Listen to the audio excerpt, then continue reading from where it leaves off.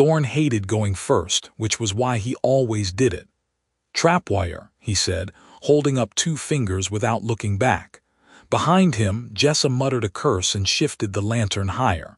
The yellow light slid across the corridor and caught the nearly invisible line stretched ankle-high between 2 chunks of black stone. One careless step, and whatever waited in the wall would wake up. Bram snorted behind them. "Good eye. Means your half share stays a half." "It means your full share isn't buried with your boots attached," Thorne said. He crouched, knife between his teeth, and worked the wire loose by feel. The passage was too narrow for pride and too old for comfort. Wet mineral stink clung to the air. Somewhere ahead, water dripped in a rhythm too steady to be natural. He didn't like that. Real caves were messy. Ruins settled. Old tombs cracked and slumped. Places with patterns still had intent in them. The wire came free with a tiny twitch. Nothing fired. No darts, no falling stone, no burst of acid. Good. He wrapped the metal strand around his wrist and rose. "Clear," he said. Jessa squeezed past enough to look at him. "You ever think about finding work that doesn't require your face being inches from murder?" "Constantly," Thorne said. "Then I remember I was born poor." That got the laugh he wanted, thin and quick. Laughter helped in dark places. It kept people from hearing their own fear and deciding to run. They pressed on through the old undercroft beneath Hallow Hill, one of a dozen picked-over sites that fed the town at its edges. Hallow itself survived on things taken from the dead. Old coin, relic metal, alchemical fungus, occasionally bones with enough age on them to interest a priest or scholar. If a place was too dangerous for proper guild teams and too likely to hold scraps for farmers to ignore, men like Bram went in, and men like Thorne checked the floor first. It wasn't glory. Glory was for city delvers with matching cloaks and contracts. Thorne had boots with a split seam, a rented spear, and 3 silver to his name after paying for his mother's medicine. The corridor widened into a round chamber with a collapsed ceiling. Moonlight leaked through the crack above in a pale shaft, turning dust into drifting silver. At the center stood a dry basin ringed with old carvings. Jessa circled left immediately. "Script." "Can you read it?" Bram asked. "Can you?" she shot back, kneeling. Thorne stayed near the entrance. That was another reason he went first. If things went wrong, he was already closest to leaving. He watched the walls, the rubble, the basin. The carvings were worn almost smooth, but not by time alone. The stone around the lip looked polished. Used, he thought, recently. "Don't touch anything," he said. Bram was already stepping toward a glint beneath the basin's edge. "It's a coin. It's bait. It's silver. That is how bait works." Bram grinned over his shoulder and bent anyway. Thorne moved before the older man's fingers even closed. He grabbed Bram's collar and hauled him backward. The basin cracked down the middle with a sound like a jaw snapping shut. Stone teeth speared up where Bram's wrist had been. For a heartbeat, nobody moved. Then Bram tore free and slammed Thorne against the wall. "You pull me like that again." "Say thank you first," Thorne said, breathless. Jessa stood, face gone tight. "That wasn't a ruined trap." Thorne looked at the basin. The broken halves twitched once and settled. No gears, no spring recoil, no mechanism he could see. He felt the skin between his shoulders crawl. "No," he said quietly, "it wasn't. The stories said new dungeons began as bad luck, a missing shepherd, a sinkhole where there hadn't been one, vermin with too many eyes. Then tunnels changed, rooms appeared, and something beneath the earth started learning how to eat." Bram took a step back from the basin. "This hill's been empty for years." "Maybe it isn't now," Jessa said. The dripping ahead stopped. All 3 of them heard it. The silence that followed felt deliberate. Thorne lifted his spear and stared into the dark opening opposite the chamber. The black there seemed deeper than the lantern light should allow, as if the corridor didn't merely continue but waited. A pressure settled behind his eyes, faint as a headache and twice as personal. And for one impossible instant, He had the sick certainty that something blind and newborn had just turned toward him from very far below and noticed him. The corridor answered his stare. Stone cracked with a gunshot snap beneath Thorne's boots.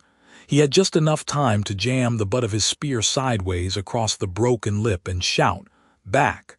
before the floor sheared away under him. Jessa caught his wrist for one desperate instant. Bram lunged for her belt. The lantern swung wildly, flinging light over fresh-cut rock and a shaft that had not been there a heartbeat ago. Then the stone edge crumbled again, and all three of them knew which weight had to go. "Let him," Bram began. Thorne made the choice for them. He tore his arm free before Jessa's fingers could break. He fell in darkness long enough to understand it. The spear spun away. Air rushed cold against his face. Something in the shaft scraped him raw. Then the ground hit with a force that burst white agony through his spine and drove every thought out of him except one absurd, furious refusal. He tried to breathe. Wetness filled his mouth. Far above, a circle of lantern light shrank, jittered, vanished. So this is how it ends, he thought, and then even that dissolved. Awareness returned without lungs. He did not wake to pain. He woke to pressure, to a hard and perfect center where his chest should have been, to a room he understood all at once because every wall touched him. A crystal the size of a clenched fist hovered over a basin of black stone, lit from within by a weak pulse of blue. Panic came first. He had no heartbeat to race, so the panic became vibration in the crystal and a ringing through the chamber. A slate of pale text unfolded in the dark. Dungeon Core awakened. Integrity, 21% mana, 14/14 territory anchored. Threat detected, threat. He felt it then, not with ears but through the floor. A dry skittering from a fissure in the wall to his left. Something hungry was coming toward the pulse of newborn mana that he now was. "No," he tried to say, and heard nothing. The fissure widened by a grain as a pale, jointed feeler tested the air. Not an adventurer. Some cave scavenger, instinctively drawn to soft things worth eating. If it reached the basin, he knew with the same terrible certainty that had told him where his walls ended. It would crack him open. He seized at the only thing available, his mana, and pushed. Nothing happened. He tried again, less like shoving with a hand and more like leaning with intent. A pebble near the basin twitched. Another rolled. He could move what belonged to the room, but only barely. The effort cost 1 point of mana, and the blue glow inside him dimmed enough to make fear sharpen into calculation. Experiment, then. Fast. He nudged loose gravel into a line before the fissure. Too slow. The feeler swept it aside. He pushed at moisture beading on the ceiling and learned he could gather it, drop by drop, into the basin's rim. Useless by itself. He pressed awareness outward and found he could not touch the shaft above, only this chamber and the mouth of one narrow tunnel leading away. The scavenger forced its head through the crack, blind and white and armored in plates like dirty fingernails. Its mandibles clicked. Another pane of text flared. Options available: Shape Stone, 10 mana spawn vermin. Dust Moat, 8 mana spawn vermin. Cave Slime, 12 mana reinforce core. 15 mana. He almost chose reinforcement before the meaning of the numbers hit him. He didn't have enough to save himself directly. Whatever birth this place had left him one move short of safety. The creature lunged another inch from the crack. Thorne spent the 12. Mana tore out of him like blood from an opened vein. The basin below hissed, black water bulging upward into a trembling glob. Dust spun into it from every corner of the chamber. What emerged was barely larger than 2 fists. A translucent gray slime with a core of glittering grit and one simple directive he felt as clearly as his own fear. Protect. The little thing quivered at the basin's lip as if waiting for permission. Ridiculous. Frail. Precious in a way that hit him harder than the sight of his own death had. Go, he thought. It launched itself at the scavenger's face. The pale insect snapped its mandibles shut and nearly split the slime in half. Thorne flinched as if the blow had landed on his own skin. But the creature kept clinging, flowing into eye pits and joints, forcing itself where plates parted. The scavenger thrashed, scraping furrows in the stone. Thorne dropped the gathered sealing water onto its head, then shoved pebbles under its forelegs at the moment it reared back. It slipped. That tiny imbalance was enough. The slime surged deeper. The clicking turned frantic, then wet, then stopped. For a breathless moment, nothing moved. The corpse collapsed beside the basin. A thread of dim gold rose from it, drifted into the slime, and then into the crystal at Thorne's center. Warmth spread through every wall. Hairline fractures he had not known were there drew tight. Essence absorbed. Mana +6 integrity +3 bonded spawn sustained. Rule learned. Claimed kills feed the core. The slime dragged itself back to the basin in shuddering little hops, half its body torn away, and settled against the stone as though seeking comfort. Thorne gathered the last of the moisture and let it trickle over the creature's wounded surface. It stilled under the touch. Above, very faintly, stone grated against stone. Someone was coming back down the shaft. The grinding above came again, louder this time, followed by a muttered curse and the scrape of boots on rough-cut stone. Not one set, two. Thorne reached instinctively for the tunnel and felt how little he actually controlled. He could sense stone, damp, the shallow lip of the basin, the slick track where the slime had dragged itself home. He could not close the entrance or summon a wall. He had one wounded spawn, a little mana, and a room that still looked too empty to frighten anyone competent. "Lantern lower," a woman's voice said from the shaft. "You said a collapse, not a nest." "I said I heard something feeding," the man answered, his breathing rasped. "And I left my hook." The one from before then, he had escaped. He had gone for help and help had come armed and cautious. A hard white flare of lantern light spilled down the shaft and knifed across the chamber. Thorne felt it as intrusion, not warmth. The slime quivered under the basin's rim. Two figures descended the iron staples hammered into the old stone. The man was broad-shouldered and dirty, one sleeve tied off around a bleeding forearm. The woman who came after him moved with a professional economy Thorne recognized from his old life. Short spear, round buckler, knife at the hip, eyes that touched everything once and missed nothing. Her gaze went first to the corpse remains, then to the scored floor, then to the basin, then to the crystal in the wall. She stopped climbing. "Dungeon," she said quietly. The man froze halfway down. "A real core. Newborn," she said, "or we'd already be dead." Fear moved through him like a smell. Greed followed it an instant later. "Then we can break it." Thorne felt the truth of that in a cold, lucid flash. They could. Not easily, maybe not before he hurt them, but they had come with tools and purpose. This was not a starving drifter stumbling into the dark. This was judgment arriving with a spear. Mana, 11/17. He could wait and let them approach. He could order the slime to leap. He could try to bargain, though with what mouth and what credibility. Mindless cores were smashed on sight. A speaking one would be worse. Valuable, hunt-worthy. The woman came down the last few steps and planted herself between the basin and the crystal's line of sight. "Smart. Listen carefully," she told the man. "If it animates anything, you stay on the ladder. If I say run, you run. And the core, we mark it and report." He almost laughed if a crystal could laugh. Report meant others. More blades, mages, priests, no time, no mercy later.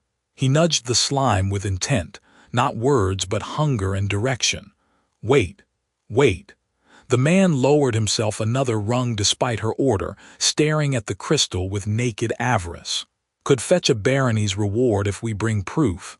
Proof is surviving." She edged forward, spear low. "Fresh stonework, it's learning." That nearly made him strike out of reflex. Learning. She had seen enough to guess the dangerous part. When her boot touched the wet patch he had spread to soothe the slime, it skidded half an inch. Small, almost nothing, but she shifted her weight to correct, and that was enough.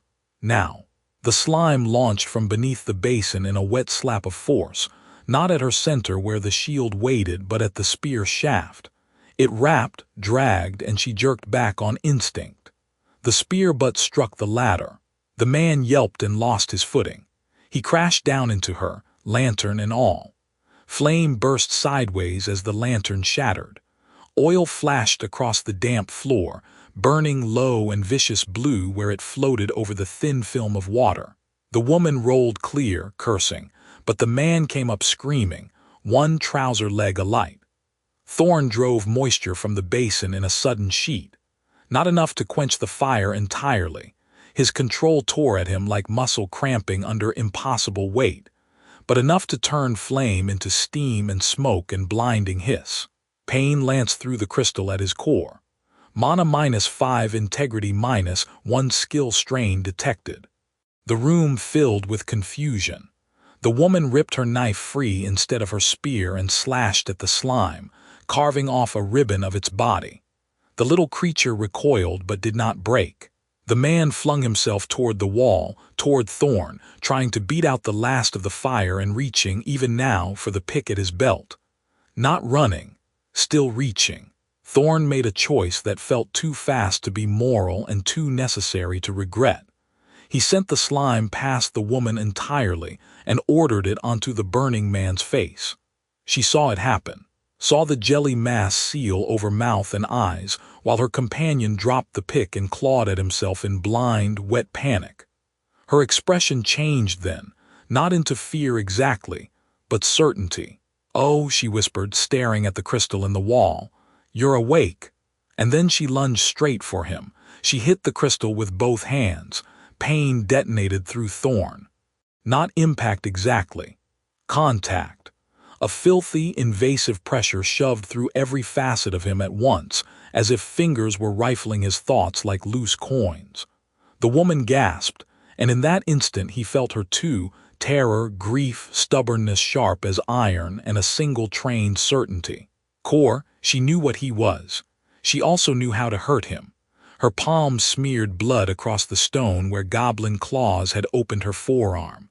The blood lit in thin red threads. Runes he had never seen woke under the crystal's surface, parasitic symbols feeding on proximity. A hunter's mark. Not enough to kill him, but enough to anchor her to him, to let her strike where a pick never could. "Lysa," the man beneath the slime choked, voice bubbling through the gelatin. She didn't look back. "Break the shell," she shouted and drove a knife from her sleeve toward the crystal's base. Thorne reacted on instinct. He clamped the slime harder over the man's face and ordered the goblin forward. The little creature shrieked and leapt, not bravely, but because he told it to. Its jagged teeth caught Lysa's wrist. Her knife skittered away across stone. She slammed the goblin into the wall hard enough to crack bone. Agony flickered through the bond, small and hot and terrified, not his pain. The goblin's. Thorne froze for half a heartbeat. The system window burst open in his awareness. Bonded unit distress detected. Minor sapient imprint forming. Warning. Repeated direct command into lethal scenarios increases imprint dependency. Cores with bonded imprints incur stewardship burden.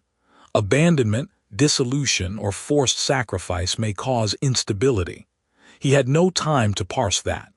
Lysa tore free, backhanded the goblin aside, and reached for the fallen knife with her offhand.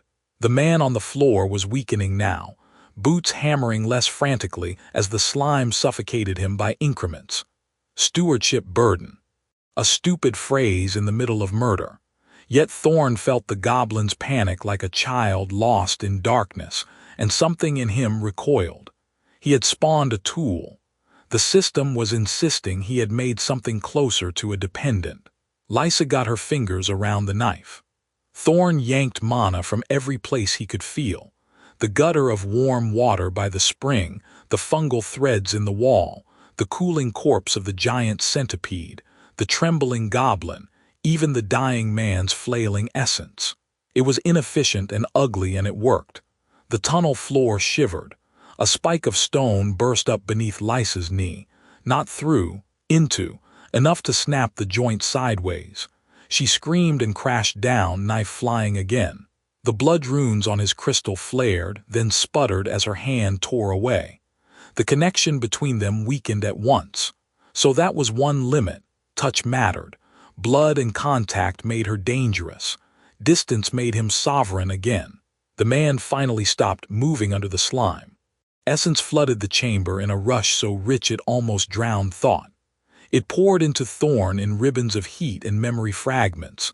Old campfire smoke, pick-calloused hands, a prayer to a mountain saint, Lysa laughing somewhere above ground. Then the system struck like a bell.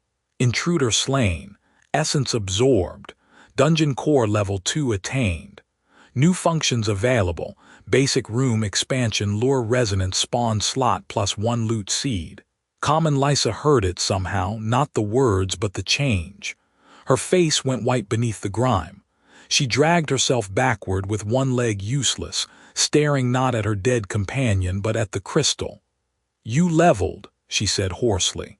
"Gods preserve us." The goblin had crawled into a crack beside the spring, clutching its bent arm and making tiny, breathless sounds. Thorne could ease its pain. The option floated before him now, bright and simple, costing mana he had just gained. Stabilize bonded unit. He could also spend that same mana sealing the entrance, building another choke point, making sure no more hunters reached him before he understood what he was becoming. Lysa saw the hesitation in the room itself. "Clever woman. Listen to me," she said, forcing each word through pain. "If you're truly awake, then learn this fast. They don't bargain with thinking cores. They extract them, piece by piece. If I don't return, my guild sends a breaker team. A breaker team, more people, better equipped, certain death unless he prepared." She swallowed, eyes flicking once to the goblin in its crack, then back to the crystal. "Kill me and they come to avenge. Let me go and they come to harvest. Either way, you've already been found." The slime oozed off the dead man's face and waited for instruction. The goblin whimpered. Thorne looked from the wounded creature he had made to the woman who knew too much, and understood with cold clarity that whatever he chose next would become part of the dungeon as surely as stone, because some doors did not close once opened, and he gathered his mana anyway. He had enough mana to do one ugly thing cleanly or one dangerous thing cleverly. Thorne chose clever. The slime quivered under his command and slid away from the corpse. The goblin stayed in its niche, clutching its bleeding arm and staring with wet, hateful eyes. The woman watched everything, breath shallow, one hand pressed to her side where the goblin had slashed her on the way in. "I could kill you," Thorne said through the nearest vibration in the crystal, his voice rough as stone scraping stone. "That solves today." She laughed once without humor. "No, it buys you an hour." That honesty irritated him because it sounded useful. He pushed mana into the room instead of into murder. The floor near the entrance rippled. Loose shale rose and fused, narrowing the natural arch into a tighter throat. Jagged shelves of rock extruded above it, not enough to seal the passage, just enough to create angles, shadows, and a killing lane if anyone rushed in. Mana drained hard. The room answered anyway. New structure created, choke point. Environmental hazard synergy detected. Dungeon craft increased. The words rang through him like struck glass. He felt the room become more his, less cave and more intention. The woman's eyes widened as stone moved. "Gods, not gods," Thorne said. "Terms." He turned his attention to the corpse. The dead man's pack had burst open when he fell. Rope, chalk, 2 torches, a skin of water, a wrapped heel of bread, 3 iron pitons, a small hammer, and a leather tube for maps. The woman glanced toward them, then toward the entrance, calculating. "Name," Thorne said. "Mara. Guild." She hesitated long enough to confirm she had won. "Lantern Company, local charter. We scout old burrows, ruins, sinkholes. We mark anything that smells like a nest and report if it grows teeth." "Did you mark me?" Her silence answered.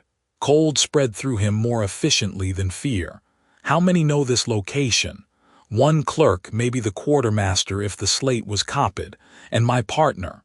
She looked at the body, jaw tightening. Kellen? He had been a man a few minutes ago.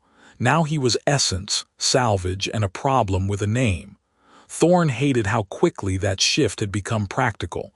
The goblin made a tiny choking noise. Blood still dripped between its fingers. Thorne looked at it and found, disturbingly, that concern came easier there. He drew a thread of mana through the chamber and into the creature. Not healing exactly. More a binding pressure, slowing the bleed, dulling panic. The goblin blinked, then pressed itself lower, breathing easier. Minor creature stabilization successful. Goblin den affinity increased. Mana efficiency plus 3%. A pulse of satisfaction ran through him, sharp and shameful. Building felt good. Improving felt better. Mara saw the goblin settle and stared at the crystal. You're not supposed to do that. Sentences beginning with supposed to aren't useful to either of us. She licked dry lips. Then here's useful. If the guild slate went dark when Kellen died, they'll send a finder. If it didn't, they'll still send one because we missed check-in by dusk. Can a slate do that? Her expression changed. Surprise first, then suspicion. You really are new. A new window opened in the center of his awareness before he could ask more. Threat recognized. Delver mark. Unknown linked object detected nearby. Trace risk escalating. Nearby. Not in her bag, not on the corpse. On him. For one bewildered instant, he didn't understand how a cave could be carrying anything. Then he felt it. A bitter metallic vibration buried in the wall behind his crystal, faint but insistent, like a splinter of cold logic hammered into the stone long before he woke. Someone had found this cavern before him. Not these two. Earlier. Maybe years earlier. Maybe whoever had died here and left only old scratches and scattered bones inside cracks he had ignored because they meant nothing. Now they meant a beacon. Mara followed the shift in the room, her gaze snapping to the crystal's rear wall. What is it? Thorne did not answer. He drove his senses deeper, peeling through damp mineral layers, finding the thing lodged in a seam barely a handspan behind his core. A thumb-sized iron spike engraved with runes too orderly to be natural, pulsing in time with a distant call. External marker identified. Function, survey/recall. Status, active. And from far beyond the entrance, faint through earth and stone but unmistakable, came the muffled crack of something heavy striking rock. Once then again, like men widening a passage to come inside.